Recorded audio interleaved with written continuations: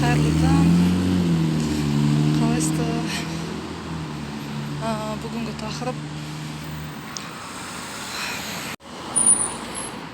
тақырып ата-ана мен бала жөнінде. Біздің салт санамызда енді қалай соңғы 50 жылымыз 100 жыл ма? Соңғы 100 жыл дейікші. Баланы бір андай инкубатор үшін туып, ол бейшараны әйтеуір өсіреді, оқытады,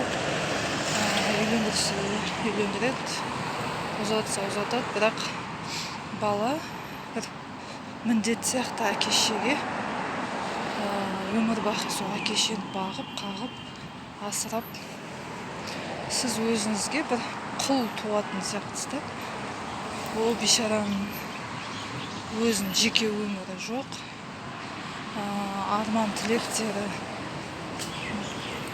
орындалса орындалады, орындалмаса сол күйі өшіп қалады.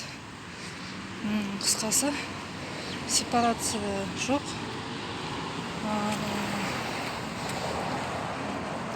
Бірақ ертектерді оқып жатсақ, еншісін беріп шығарып салады. Кіші шаңырақ иесі болып қалады, кіші бала. Онда да қалатын болса, қалмаса о да жоқ. Сол ертектерге қарап ойланасың да. Сонда бұрынғылар күшті бір демократияда мен өмір сүрген да.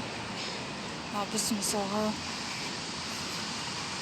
біздің де өмір сүруіміз қалай сонда? Неге біз баланы бізге бірдеме қайтарсын деп талап етеміз?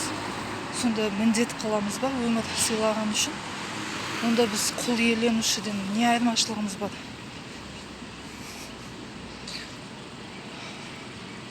Менің ойымша сол ертектегі заман дұрыс сияқты.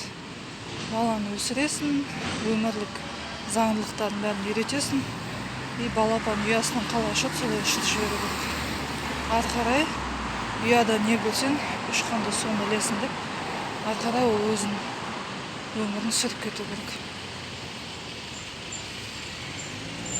Ең дұрысы сол.